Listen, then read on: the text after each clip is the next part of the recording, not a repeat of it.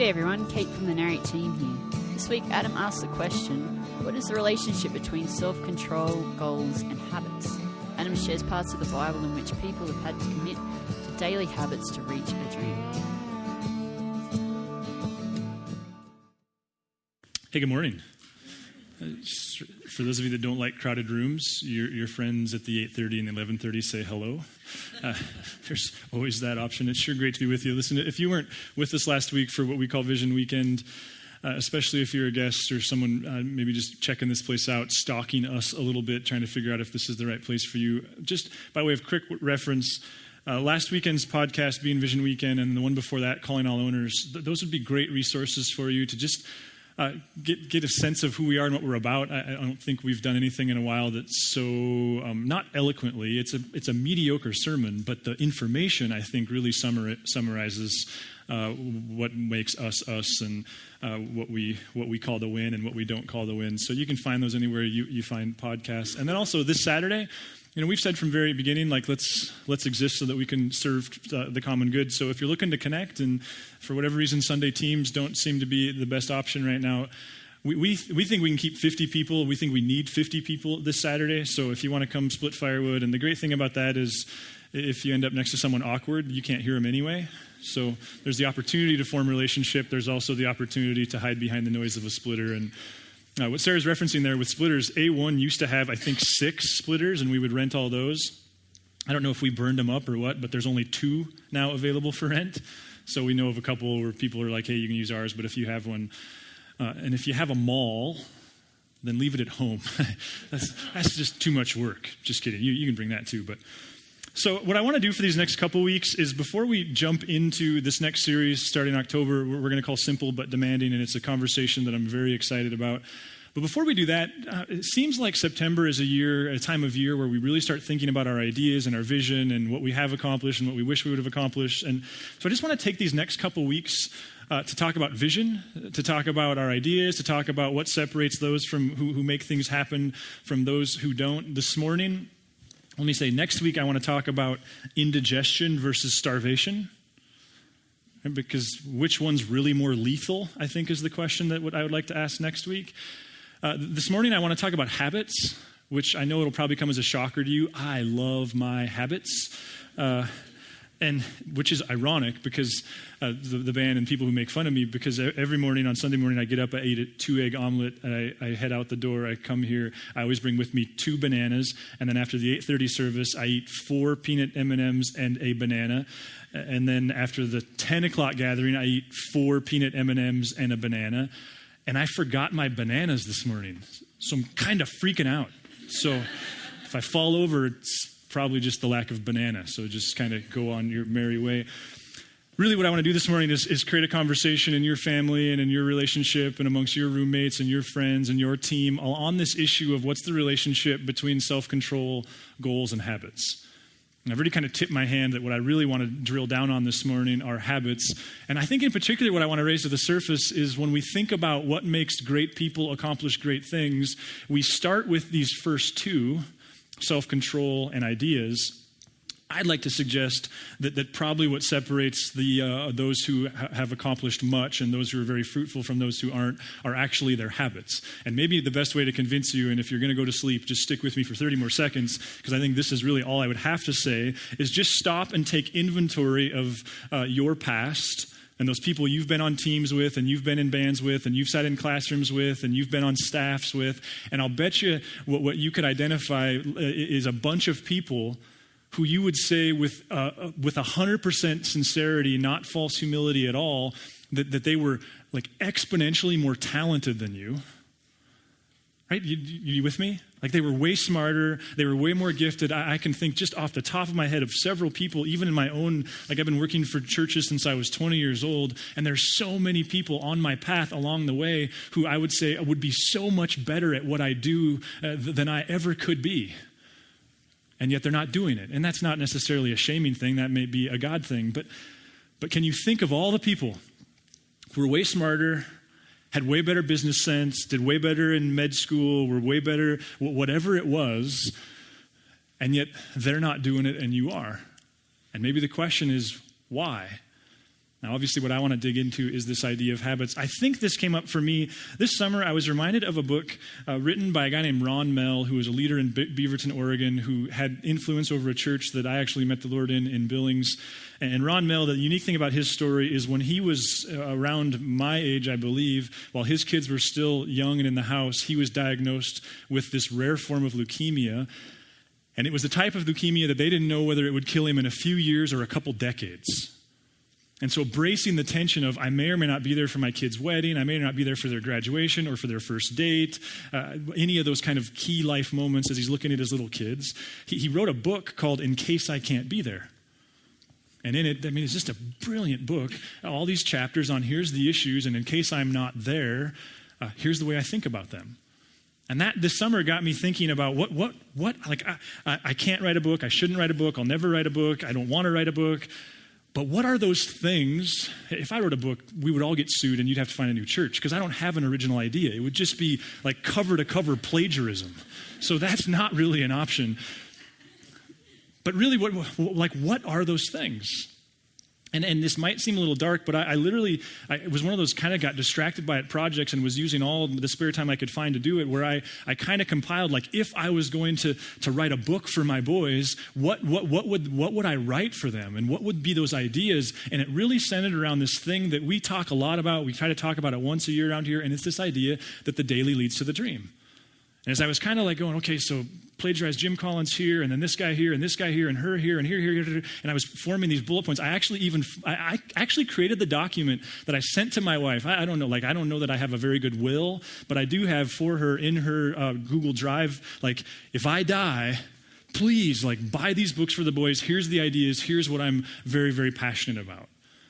And I realized this had a lot to do with my perception of this tension between self-control and goals and habits. And I wonder if we don't all too often misassess what ones really matter. And of course they all matter, but maybe what we do is we inadvertently devalue the habit piece. Why? Because listen, if you're single and you're like filling out your like thing on the single site and you put like, I am extraordinary at habits. Well, that's why you're single. Like so I get it. Like it's not this super sexy kind of fun idea. But what if it's important? I was reading recently about Kobe Bryant.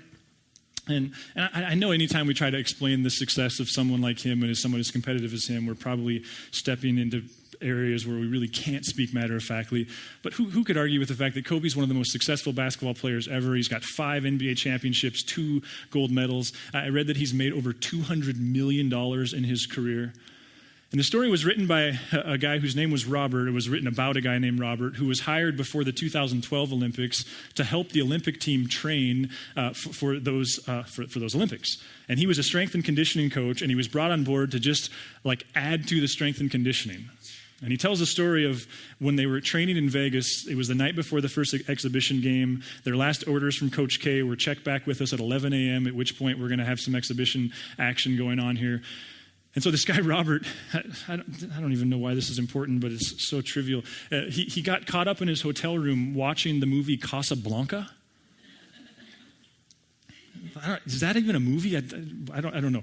But then he woke up at 3:30, or excuse me, it finished up, and then he had one of those panic-stricken moments where he turned and looked at the clock radio on his nightstand, and it said 3:30 a.m. And you know how you're like panicked, but then you can't panic because if you panic, then you don't fall asleep. And so he went through that whole deal, turned off his lights, went to bed.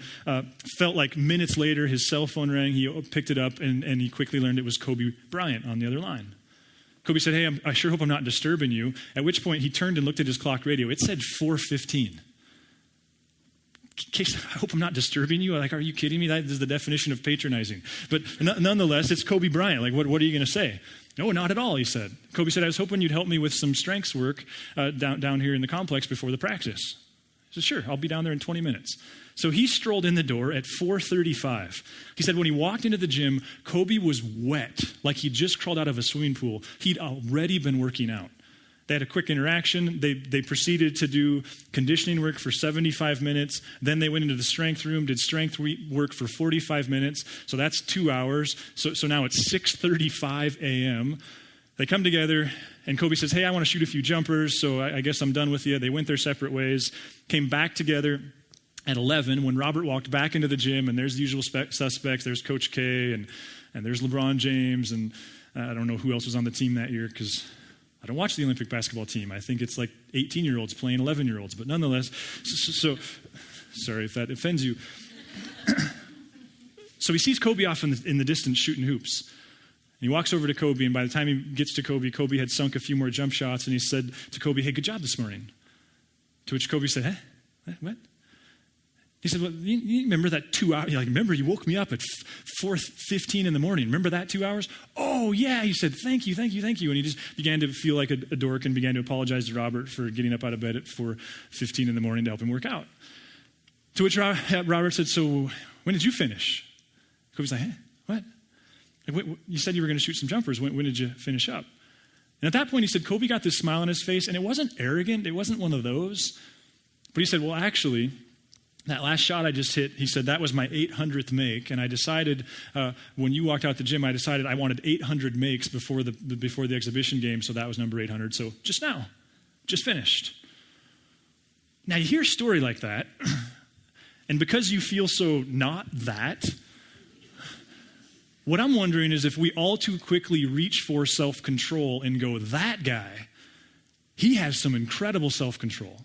And it's not that I'm not suggesting that self-control isn't important. Of course it's important. Even the Apostle Paul in Galatians 5, when he's talking about what happens because Christ died and now his Holy Spirit's in us, what happens because of that in Galatians, he says, picking up in 5:22, but the fruit of the Spirit, in other words, the benefit, the reality, the fuel that comes with the Holy Spirit in your life is love, joy, peace, forbearance, kindness, goodness, faithfulness, gentleness, and self-control. The idea is there's all these things we know we should do, like be more loving and more patient and more self-controlled, and the Holy Spirit helps us do those. I'm not saying that it's not important. What I do want to suggest is what if, especially because of lists like this, we too quickly run to this thing called self-control. And we conclude that guys like Kobe have Herculean self-control and we don't. And therefore we could never do that.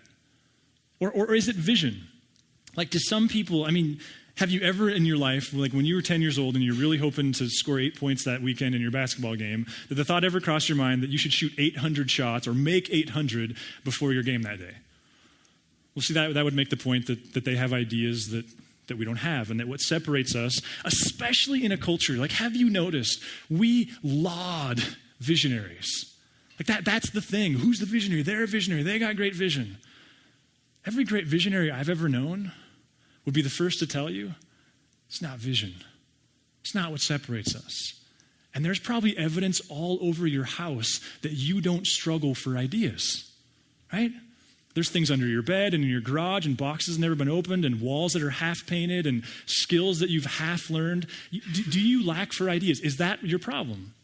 Did you sit in college and go what I need are a few things to do? Is that what separates you? Sure, you probably have long ago given up on being an NBA basketball player. But who in the room doesn't have ADD when it comes to their ideas? In the book of Proverbs, there's this verse that, so Proverbs, if you're not familiar with it, it's a bunch of observations made largely by a guy named Solomon. They're not promises, they're observations, they're observational truth.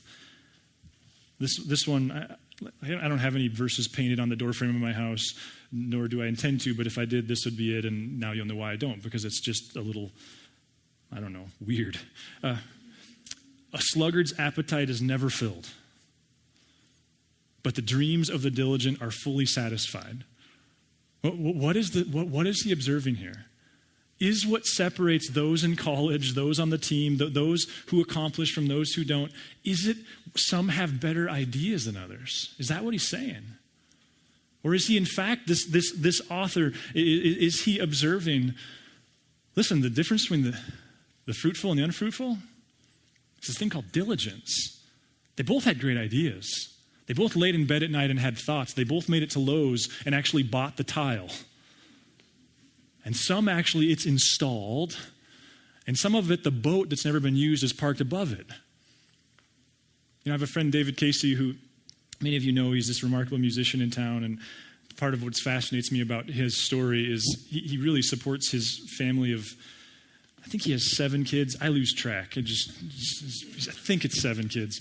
And mostly through being a musician, which means he's a professional musician in Helena, Montana, which of course is no small feat. And he was telling me recently that anytime he publishes an album, produces one, puts out this professional album, you can get it on iTunes, you can buy it, and here it is, like, here's this thing. People will always come up to him, and he said they always ask the same question. That he always gets at least one of these, where someone will come up to him, and they own a guitar, they've probably written a song, they maybe even have played in a band before, and they say to him, how do I create an album?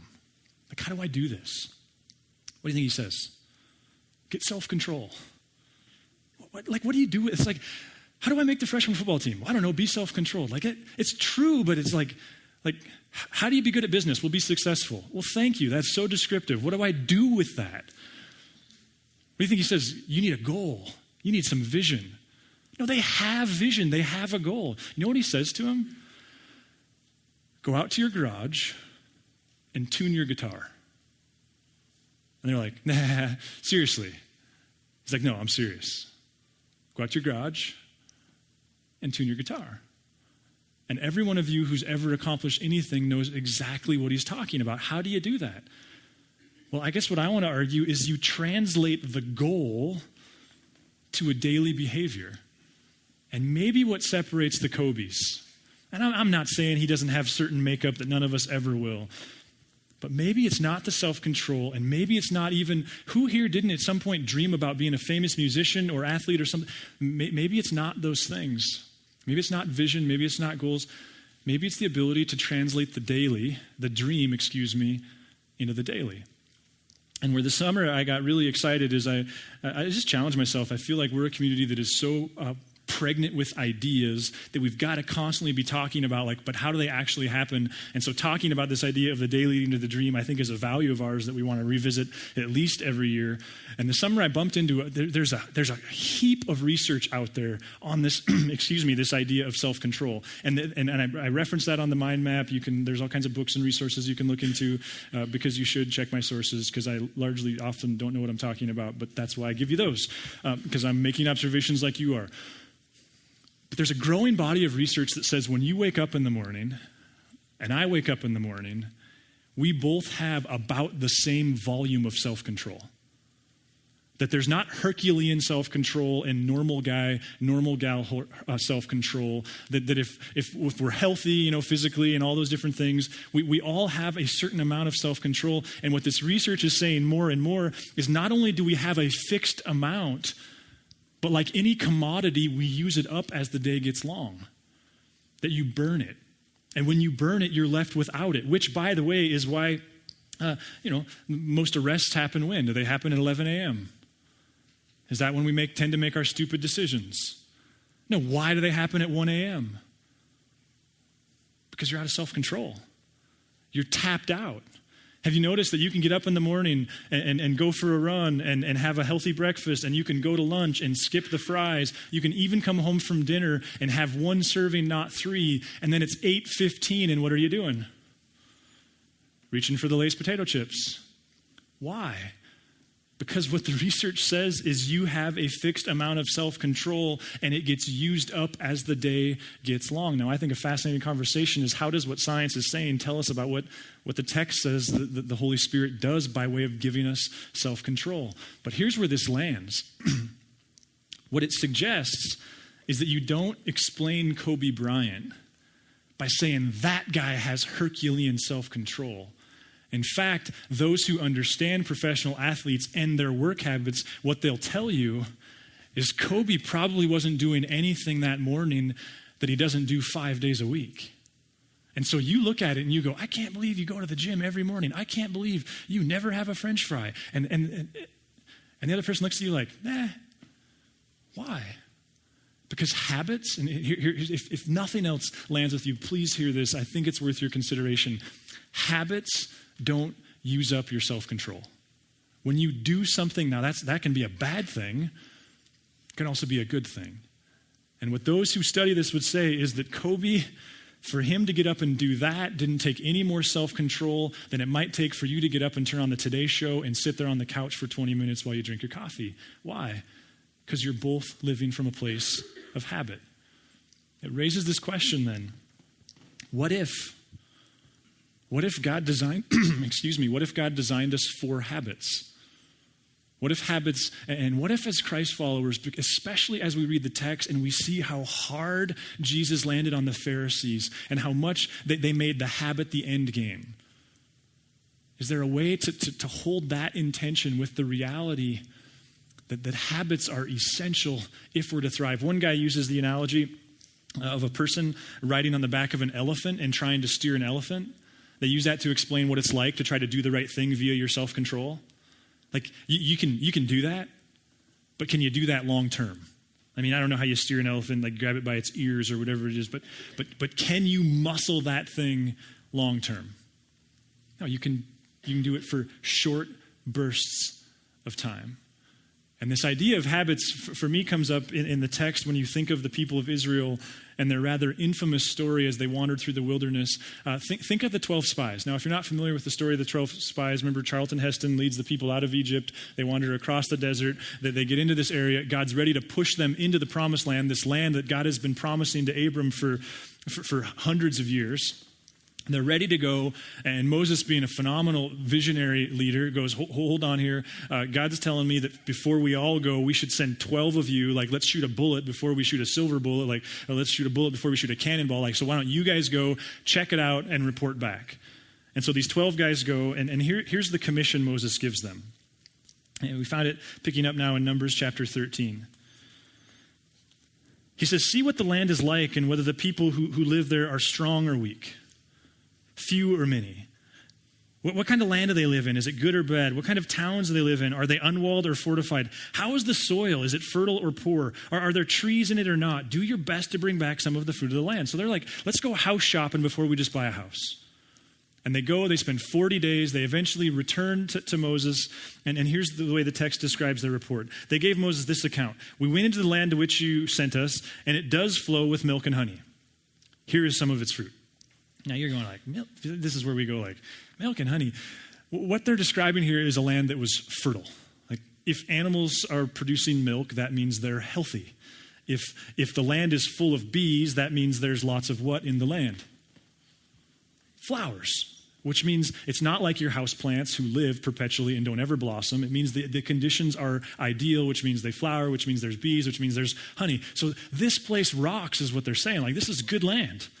But, and there's always the but people who live there are powerful, and the cities are fortified and very large. We even saw descendants of Anak there. The Amalekites live in the Negev, the Hittites and Jebusites and Amorites live in the hill country, and the Canaanites live near the sea along the Jordan. In other words, there's no more low-hanging fruit.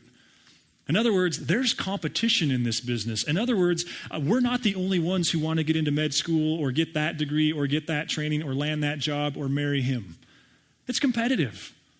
And so they start freaking out. And apparently Caleb, one of the 12, he already kind of figured out on their walk back to town or back to camp, like where they were going with that. They were deciding like, we should just park in the desert because there's no competition here. Like this whole like being miserable and not having anything, like there's nothing green. Like this is great because at least we're safe.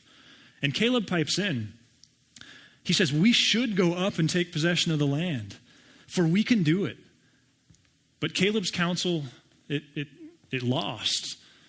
The panickers, the catastrophizers, they won out. The result is the people go like, we can't do this. God can't possibly do this. We'd be much better off to be slaves in Egypt. God gets very upset, and he just says, okay, here's the deal, you guys. It's NASCAR for the rest of your life. Like you're just left-hand turns in the desert is the last thing you get to do and the only thing you get to do for the next 40 years of your existence. In fact, it's NASCAR until you all die, and then your kids and grandkids, they get to go into the land and break out of that silly loop. Now, what gets me wondering, the question I guess I have is, how much different Israel's story might have been had they translated the big, hairy, audacious goal, what Jim Collins calls BHAGs, if they'd have translated those into, okay, so if we're going to have that kind of company, if I'm going to have that kind of dream, if we're going to have those types of personal finances, what do we need to do every day? And the answer for Israel is what? we got to trust that God is doing this. Like, this is impossible. This is no way this is even remotely possible mathematically. We've got to somehow remind ourselves that God is going to do this. And the reason I wonder why, if that wasn't where they went wrong, was 40 years later, that's actually exactly what they did. 40 years later, when their children and grandchildren were headed into the desert, were headed across the Jordan, out of the desert, into the promised land, they were going to go live this impossible journey and conquer this much treasured land by other people. Moses offered a farewell sermon, and that farewell sermon is really the book of Deuteronomy. And in that sermon, Moses said something that has become a daily habit of the Jews ever since.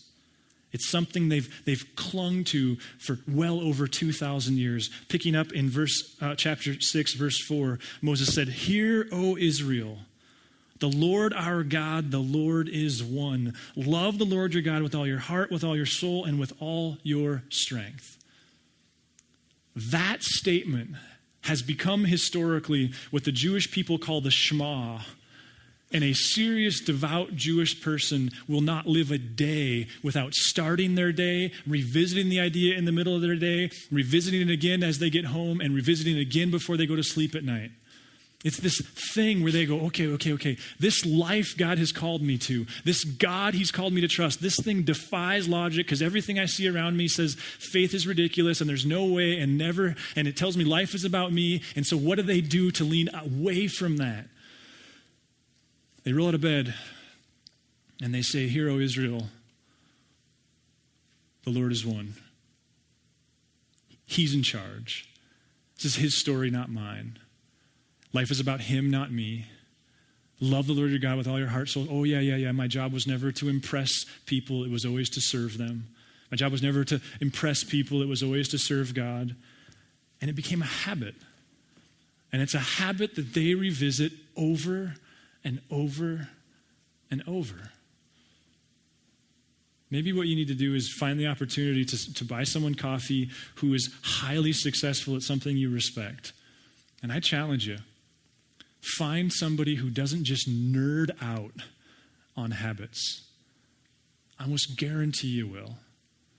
There's a guy named Peter Drucker who is in many ways considered the father of this modern kind of leadership visionary movement. Guys like Jim Collins and all these big names who speak at all the conferences, they all funnel back to Peter Drucker. He tells a story. Peter is gone now.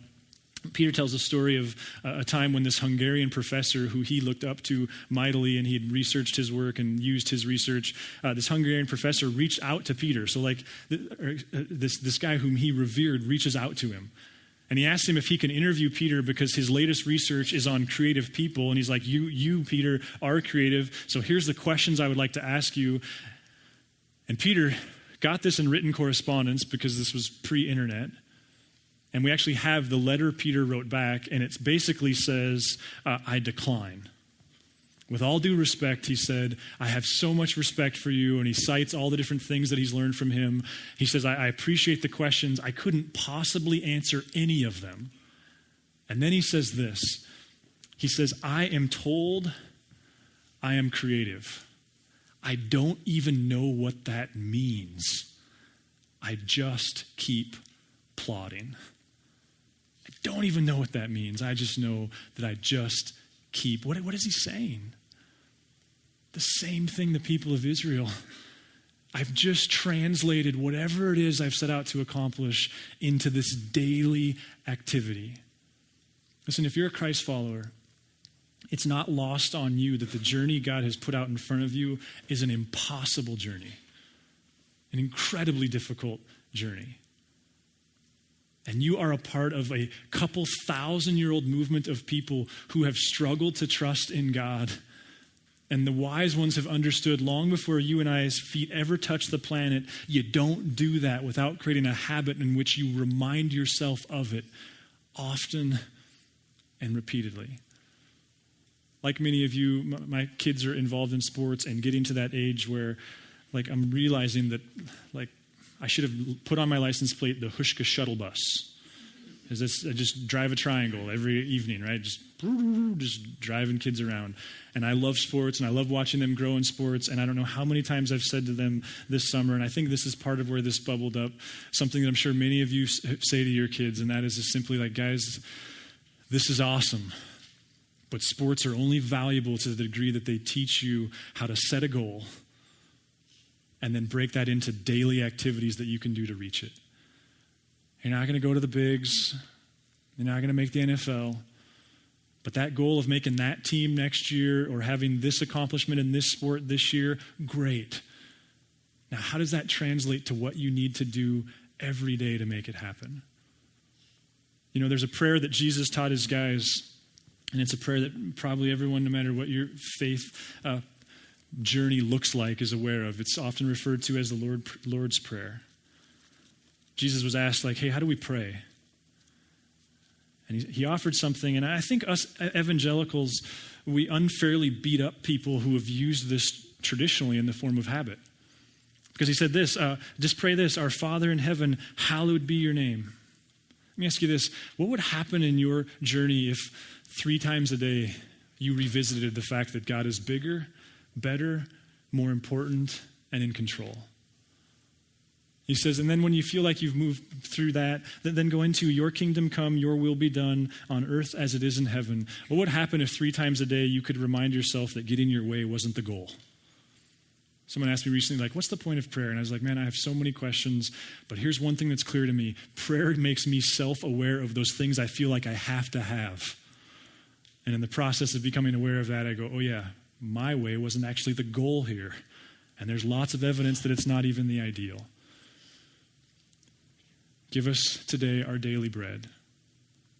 Listen, you wouldn't be here if your desire to follow God and be a great spouse and a great parent wasn't sincere. Maybe sincerity isn't the issue. Maybe it's a disdain for habit. And listen, if you're a student, high school, college, whatever, and there's this thing you're reaching for, I just guarantee it's not about being the smartest one in the class. It's not even about being the most athletic. It's about, do you have the ability to translate that dream to a daily behavior? One guy, I think, said it best, and we'll end on this. He just, when asked about his success in the final years of his life, he just simply said to this young leader, you got to play it till the 9th inning, man. You got to play it till the 9th inning. It's a plodding journey. And it's a journey God goes, I know it's supposed to be gigantic. It's supposed to be overwhelming. And that's supposed to draw you into relationship with me. Let's just take a moment to reflect while I'm just going to pray. And actually, in that silence and solitude, rather than me just fill it full of words, why don't you just take a moment to grab hold of whatever you feel like God has for you? And if you don't believe in God, whatever it is where your mind is centering right now.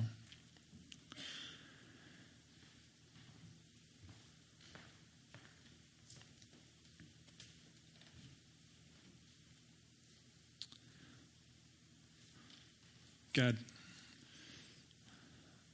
would you lead us into those habits that don't just make us fruitful in the typical ways that we all want to be fruitful? Would you lead us into those habits that would make us highly successful people?